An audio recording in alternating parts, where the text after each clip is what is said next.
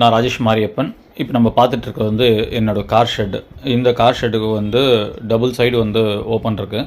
நம்ம எந்த பக்கம் வேணுமோ அதுக்கேற்ற மாதிரி நம்ம ஃபிக்ஸ் பண்ணிக்கலாம். இது பர்மனெண்ட்டாக ஒரே இடத்துலையும் ஃபிக்ஸ் பண்ணலாம்.